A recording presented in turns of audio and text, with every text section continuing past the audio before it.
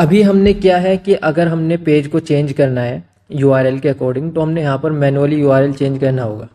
जैसे ये सर्विसेज अगर मैं यहाँ से हटाऊँ और सिर्फ होम पेज यूआरएल पर जाऊँ, तो मैं यहाँ पर मैनुअली एंटर किया मैंने और मैं होम पेज यूआरएल पर रीडायरेक्ट हो गया, ठीक है ना। और अगर मुझे अभी सर्विसेज पेज पर जाना है, अबाउट पेज पर जाना है, तो भी हमने क्या करना है, यहाँ पर हमने ये करना हो रहा है कि मैनुअली यूआरएल एंटर करना हो रहा है, ठीक है ना। मैंने यहाँ पर सर्विसेज एंटर किया तो मैं आर सर्विसेज वाले पेज पर रीडायरेक्ट हो गया, ठीक है ना।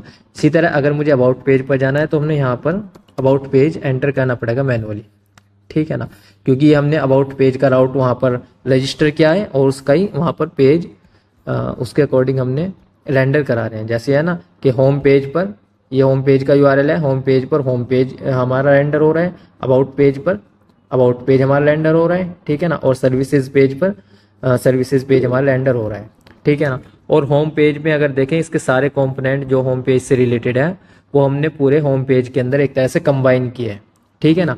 अब ये पूरा होम पेज कंपोनेंट इस यूआरएल पर, जो होम पेज का यूआरएल है हमारा, उस पर रेंडर हो जाएगा, ठीक है ना। इसी तरह अबाउट अस में जितने इसके कंपोनेंट थे, अबाउट अस बनाने के लिए जितने कंपोनेंट की हमें नीड थी, वो सब हमने यहाँ पर कंबाइन किए, ठीक है ना। जैसे नेविगेशन बार वगैरह ये हमने क्रिएट तो किया है, कहाँ पर, कंपोनेंट्स फोल्डर के अंदर इन सबको क्रिएट किया है, और यहाँ पर सिर्फ हमने अबाउट पेज में इनको कंबाइन किया है एक तरह से, ठीक है ना। लेकिन अब हम चाहेंगे कि जो नेविगेशन बार है हमारा, नेव बार जो कंपोनेंट है, यहाँ पर जो हमने ये होम, अबाउट, आर सर्विसेज और आर प्रोजेक्ट्स ये जो डिफाइन किए हुए हैं, यही हमें हमारे यहाँ पर शो हो रहे हैं, ठीक है ना। Home, about us, our services, our projects, portfolio, pages.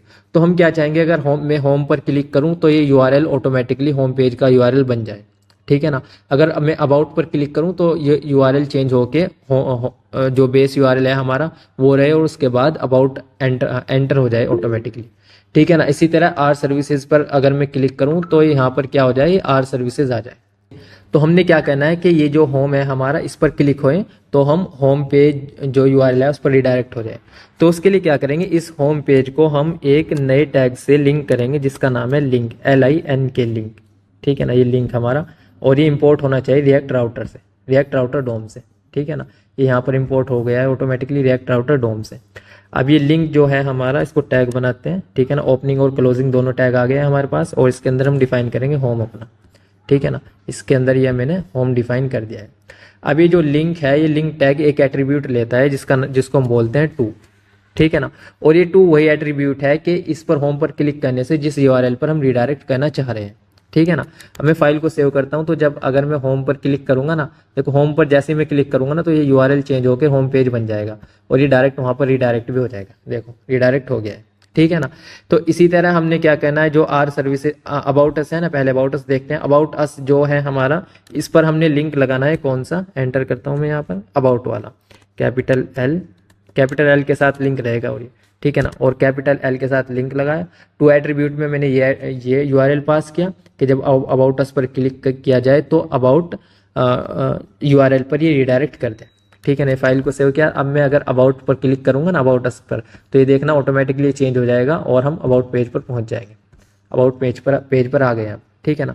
इसी तरह सर्विसेज पर मैं करता हूँ कि आर सर्विसेज को यहाँ से हटाता हूँ, ठीक है ना, और एंटर करता हूँ। तो इसका लिंक लगाया मैंने, आर लिंक टू सर्विसेज, ठीक है ना, क्योंकि उसका यूआरएल सर्विसेज है और सर्विसेज पर हम जा रहे हैं। तो इस तरह जिस भी यूआरएल पर हमने रिडायरेक्ट करना है उस पर हम कर सकते हैं, ठीक है ना। अबाउट अस पर जाना है, अबाउट अस पर आ गए हम यहाँ पर।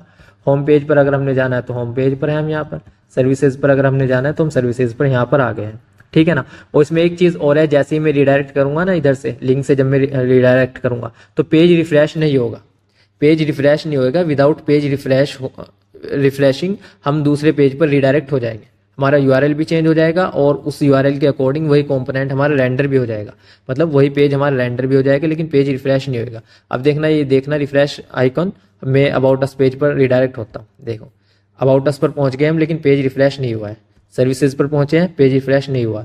इसी तरह होम पेज पर हम रिडायरेक्ट हुए हैं, लेकिन पेज रिफ्रेश नहीं हुआ, ठीक है ना। तो इस तरह हम अपना जो मल्टी पेज एप्लीकेशन है रिएक्ट में, उसमें नेविगेशन बार से कहीं पर भी रिडायरेक्ट हो सकते हैं। उसके लिए हम क्या यूज़ करते हैं, उसके लिए हम रिएक्ट राउटर डोम से कैपिटल एल वाला लिंक टैग यूज़ करते हैं, और उसमें टू एट्रीब्यूट पास करते हैं। ये जो टू एट्रीब्यूट होएगा, जो भी यूआरएल हम पास करेंगे, हम उसी यूआरएल में रिडायरेक्ट हो जाएंगे जब इस बटन पर क्लिक करेंगे, ठीक है ना।